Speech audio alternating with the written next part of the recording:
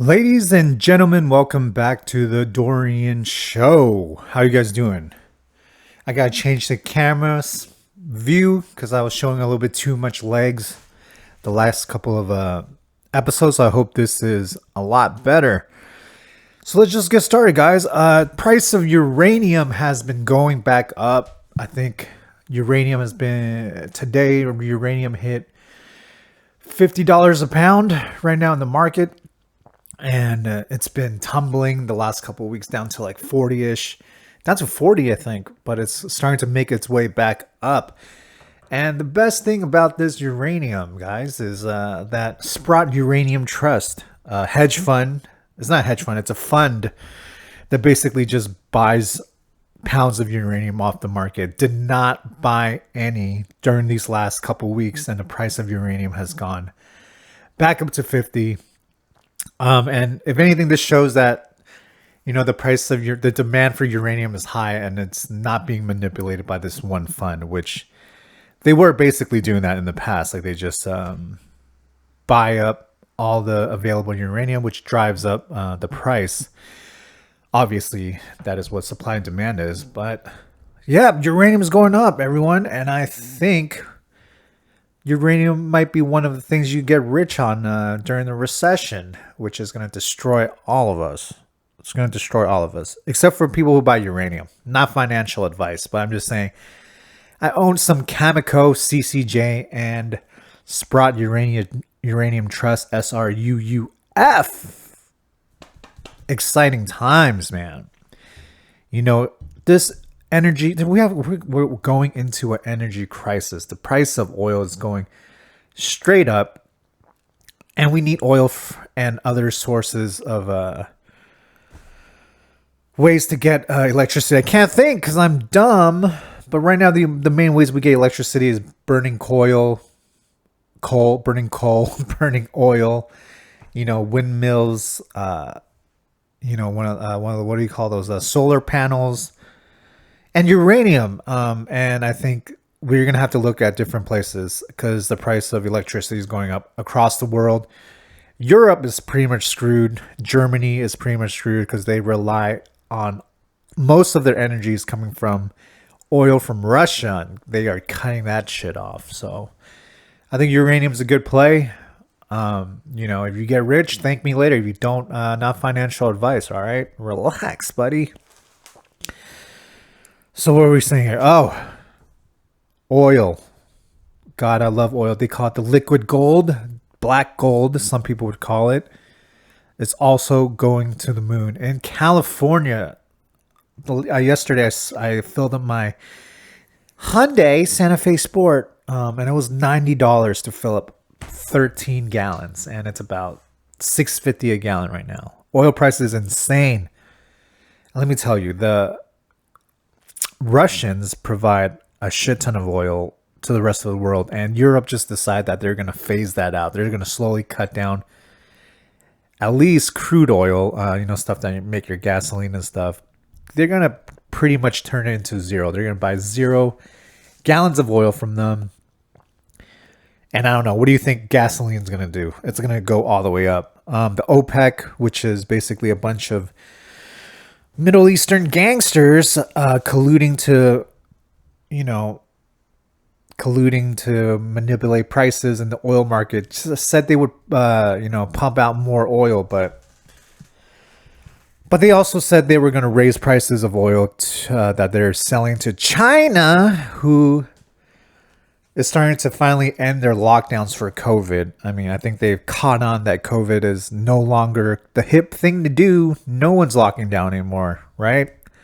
Is Australia still locking people down? I have no idea. But in California, in America, in the United States of America, there are no more lockdowns.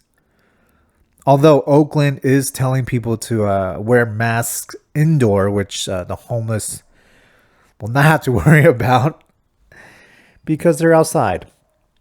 But yeah, oil is going crazy. I don't think it will be crazy to say that oil will reach $200 a barrel right now. And I think they're already at $120 right now. So it's not out of the question. Okay. And I know all these ESG people and all these green people don't like oil, but guess what?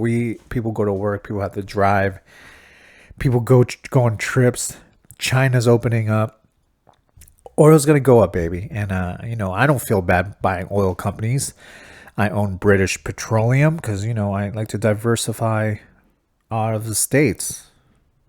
And guess what? I don't feel bad about it. You know what I mean? Like, do I feel bad driving my little Hyundai around, burning fuel? No, I got places to go. Like, I don't feel bad. So buy some oil. I think everything is basically gonna go to shit. The whole stock market is gonna go to the dumps, except for commodities, specifically things that are in limited quantities, obviously. So like precious metals, minerals. We're missing a bunch of shit for batteries for Teslas and all these other companies trying to push out their electric cars. So get those minerals. I can't even think which ones. Cobalt, I think, is one of those. Nickel, I don't know, dude. Get uranium, get some oil, and you'll be fine. That's what I'm gonna do. I'm gonna ride these stocks throughout the recession, and hopefully I'll make it on the other side being rich. Just kidding.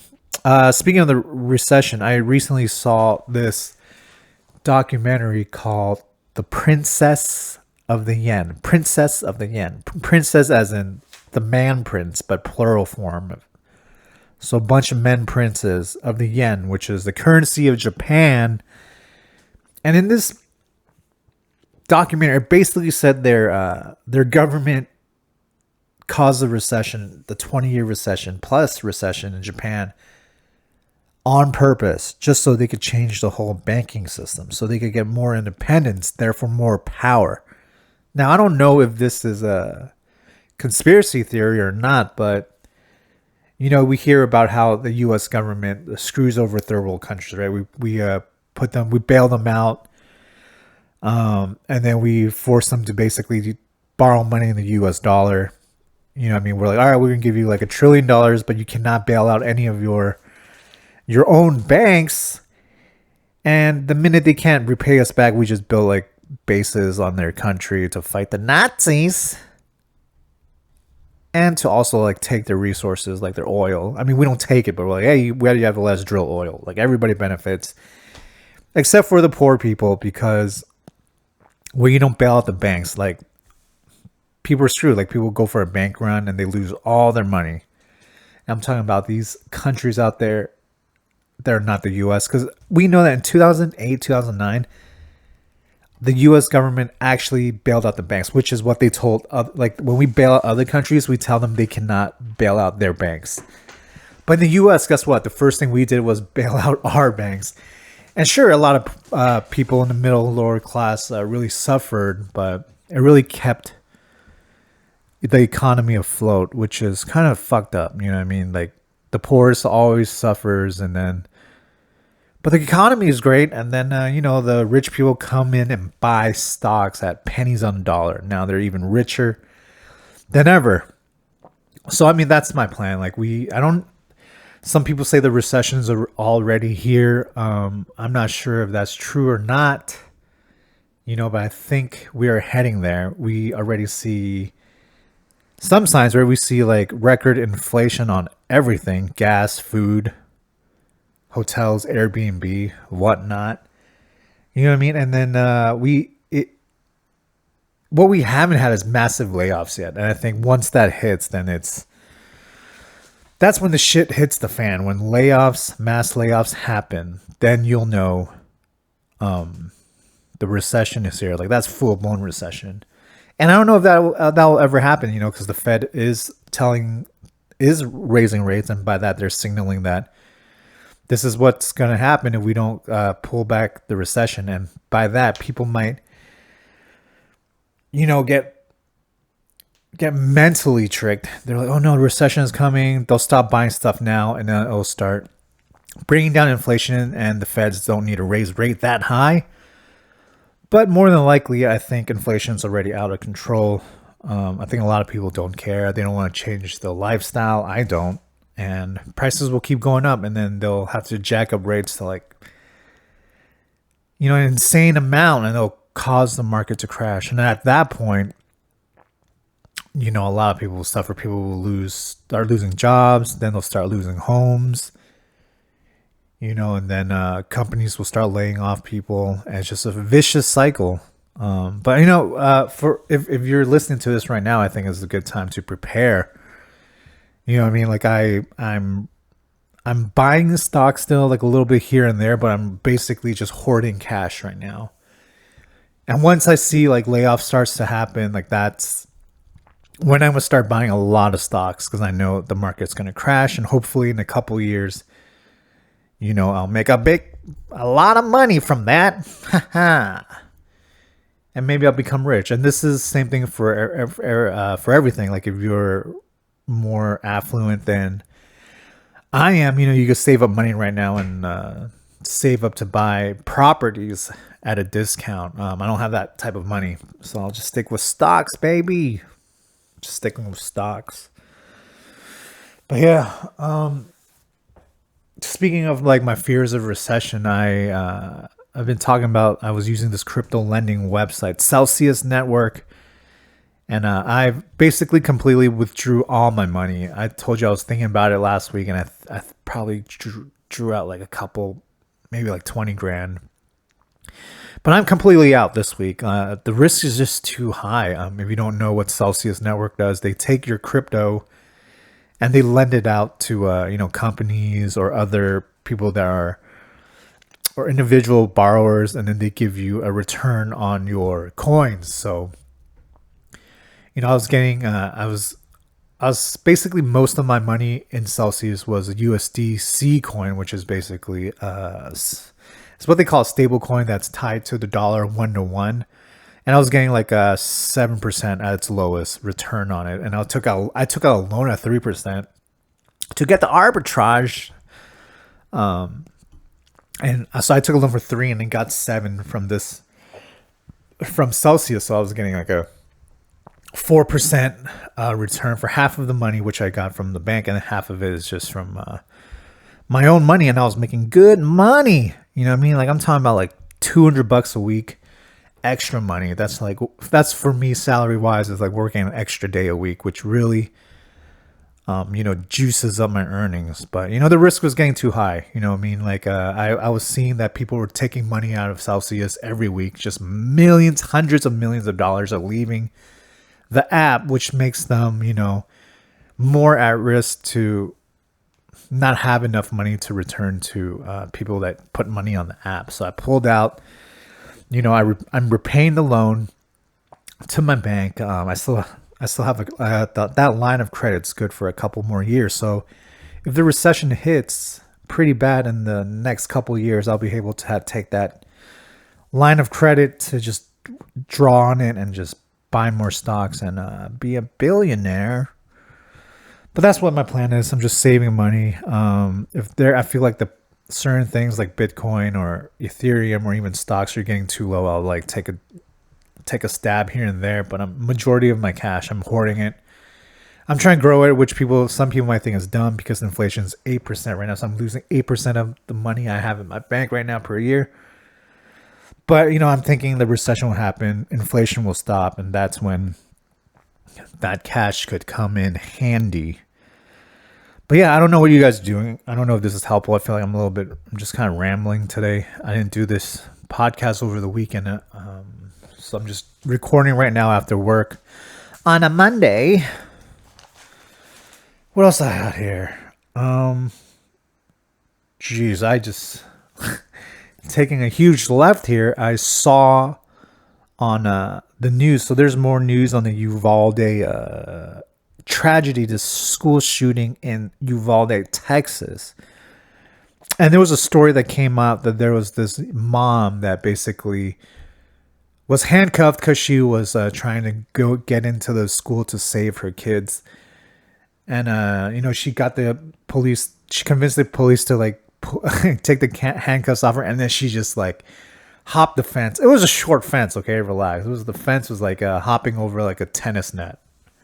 She hopped a little short fence and she ran into the school and she was able to pull two of her kids out, two of her sons out, man. And this lady is a true hero. And apparently all the cops are getting angry at her because she was like, dude, I went into the school. There were no cops inside. Like, it was just me.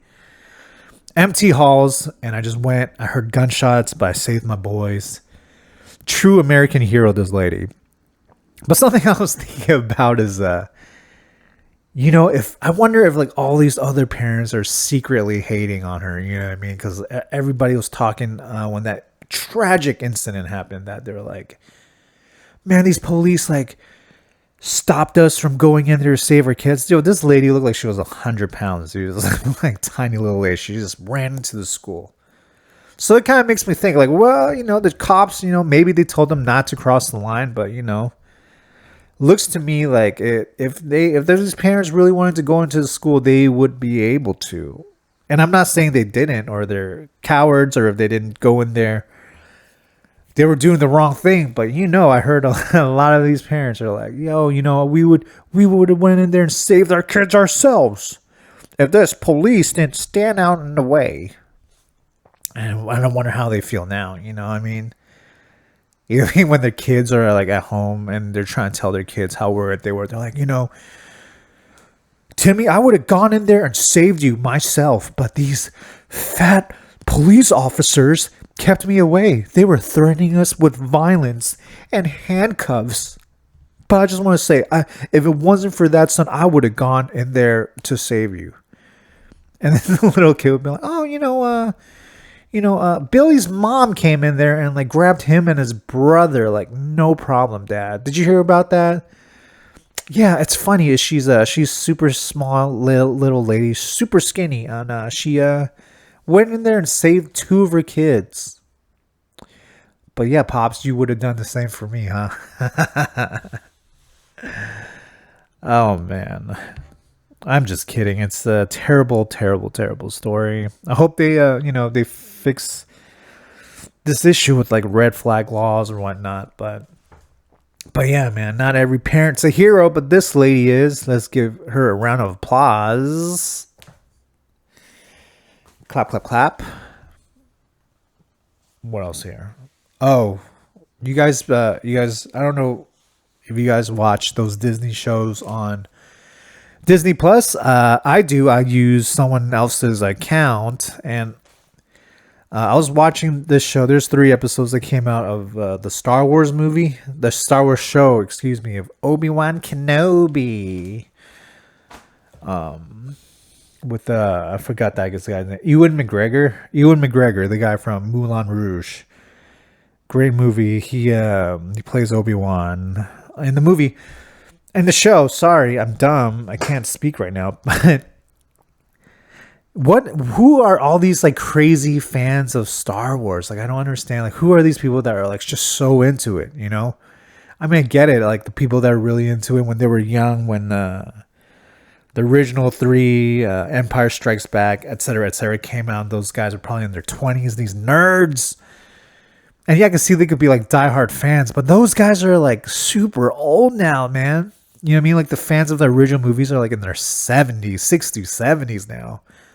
Man, where's all this like new fervor of all these like new movies and new shows coming out? Like, where are these like crazy fans coming from? Because let me tell you, like the movies, the prequels 1, 2, and 3 with Christian Haydenson as Darth Vader came out when I was like around in middle school, high school. And let me tell you, like there was not that much hype about it. You know what I mean? Like, are people just pretending to be fans? I've seen all those movies in theaters. It does not make an effect on me like that. You know what I mean? Like, it's whatever.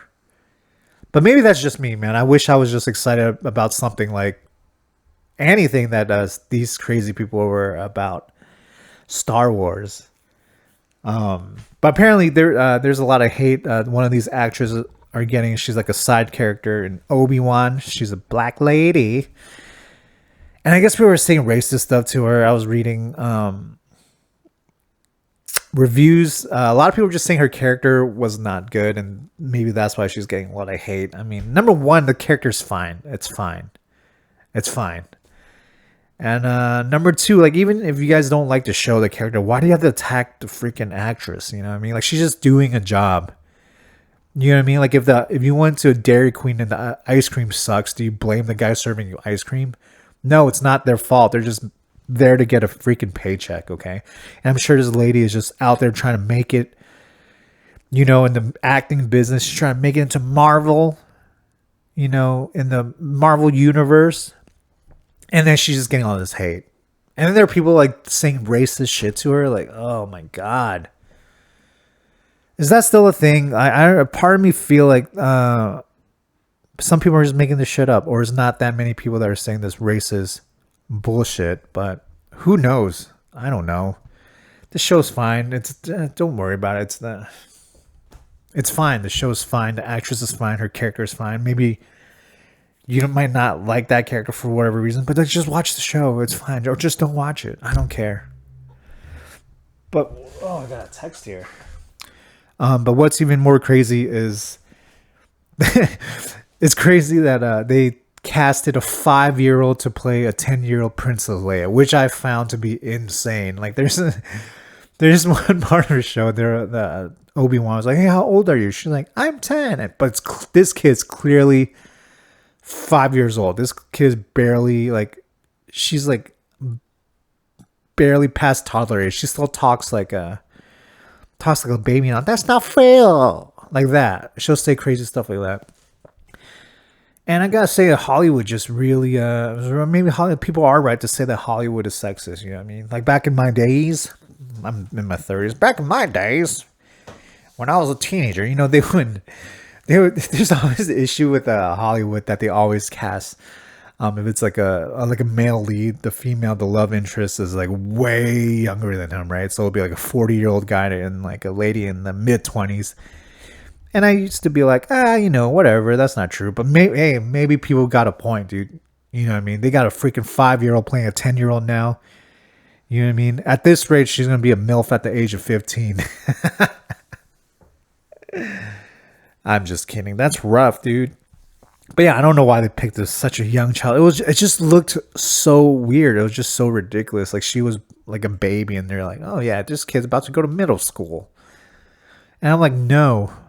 You know, it was really funny. A lot of people were talking about this scene where the little 10-year-old who is really a baby is like running away from the bad guys. So then they have like 5 grown adults not being able to catch a little 5-year-old kid who's running away in the woods, which is one of the most insane things I saw in the movie, in the show. It's one of the funniest things. It just takes you out of the experience, right? So if you hate on that, I guess, but don't tweet that little kid. You bastards. You bastards. So yeah, it's summertime, guys. I'm getting ready for a fat boy summer. I've been gaining weight these last couple weeks. It's been rough, man. I've just been snacking on everything from ice cream, crackers, cookies, candy, all types of treats, man. You know what I mean? And I'm gaining weight, obviously. Who's surprised there? And it's funny when I talk to people, you know, a lot of people say they struggle with weight, but I'm like, am I struggling? Is it a struggle when I'm barely trying to lose weight? Like, I don't feel like I'm struggling hard at all, you know what I mean? I'm just like, I'm eating it. I'm like, oh, it's so hard to put this donut down. Oh. It's not a thing. I'm not trying that hard, you know? I'm like, I know I'm like gaining weight. I'm just don't really care at the moment. I mean, I'm going to change my lifestyle probably tomorrow. But yeah, I don't know. Are we really just struggling with weight? I feel like, I don't know. I'm barely trying. I am barely trying, but I always gain a few pounds and my body starts to ache. Like my body is broken. If you guys don't know, I have gout once in a while, and probably in the past 2 weeks, I gained like 5 to 7 pounds, and immediately my Achilles was hurting and my ankle was hurting for the last couple of days. And I was like, that's a signal. It should be time to turn this baby around. Like that's my motivation now. Is just like, oh, so I'm not inflamed and in pain. That's how it'll get me to lose weight. Which is funny. I mean, I've lost weight before. Last year, 2 years ago, I lost like a ton of weight. I've done it multiple times in my life. And how I do it is basically I cut carbs. I eat mostly meats and veggies, leafy greens, non-starchy vegetables, and you drop weight really quick, guys. It's not even hard when I'm in it. It's just about getting started. But one of the drawbacks of eating like that is it's really fucked up my system. You know what I mean? Like I'm so used to most of the time just eating like low carb and just meat and veggies that when I go on one of these binges, on these weight gains, like it really messes up with my stomach. Like I swear to God, I've had like a stomach ache for the past 2 weeks, just 24/7 stomach ache, and the dumps are crazy. You know what I mean? Like there's just not a good feeling, And I think it's because my body's just more used to eating whole foods like steak and eggs, and yeah, but I gotta get back to that. I don't like walking around with a stomach ache. It's a risk I'm not willing to take. The risk of having diarrhea just in the middle of a street is something I don't want to do anymore, guys. I'm too old for that.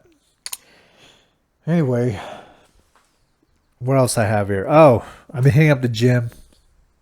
I gotta say, like 24-hour fitness is one of the worst gyms of America, dude. Like, and I don't know if I've never been to like that many. I've been to like a couple of 24 hours of my life, but the one I'm currently going to, like none of the fucking machines work. Okay, they have like 20 treadmills and like 10 ellipticals, and maybe one elliptical and one treadmill works, dude. You know what I mean? It's just a shitty gym, and I'm like, dude, why aren't you guys fixing this? I know I'm paying $300 a year, which is not a lot of money, but come on, dude. You know what I mean? Like, make it a little bit harder for me to have an excuse to not go do cardio after I go and just do chest, just bench press a ton of weight because I'm a man. That I could like go walk on the treadmill or run an elliptical, man. I don't know what they actually do there. It's crazy. I gotta say though, they got some cuties working the front desk. You know what I'm saying? What's up, girls? Got some cuties up there, but I don't know what their job is. Clearly, I'm not expecting them to fix the equipment because they would have to get the tech guys. But like, come on, dude, is anybody working on fixing this shit? You know what I mean? Like it's crazy. You know what I mean? They always tell you, I say advertisements, how to go to 24, you gotta log in their app. They're like, yo, come on, be a better version of yourself, lose weight, get stronger. We're here for you. It's going to be great. And you walk in there and all the machines are broken. You know what I mean? It's almost as if Gary V is running the gym. I'm just kidding. You know how Gary V's like, you just got to hustle. You just got to do it. It's easy. Just go and do it. And then you go and do it and you're like, nothing fucking works. The machines are broken. Yeah, maybe Gary V could buy a 24-hour fitness and fix it. I mean, this guy is getting into everything, man. He was like motivational speaker. Then he got into crypto. Now he could get into the gym business. And I don't know what he'll actually do. He'll talk about it for sure. But yeah, last week's show, my comedy show last Friday was great. I was so afraid that we would not have a crowd. I'm pretty honest about, I'm just starting on comedy with a couple other people. And, when you host shows, it's really hard to draw a crowd besides getting your friends to come out. And my friends showed up the first 3 weeks and I was just like, dude, I'm out of friends, man. As popular as I am, I'm out of friends for this fourth week. But my partner, a partner as in like work partner, not romantic partner, you know what I'm saying? Just want to make that clear, was able to come through and brought some of his friends and they were a great audience. We had a great time. And now I think we're going to scale our shows back to once a month. So if you guys are watching this, you guys are watching it till the end here. You'd like to support me in my comedy career. Come out to see a show Friday, July 1st at 7 o'clock in San Francisco, Emperor Norton Boozland. Come support. Let's start July 4th weekend right, with some good old American comedy. All right, I'll see you guys later. Peace.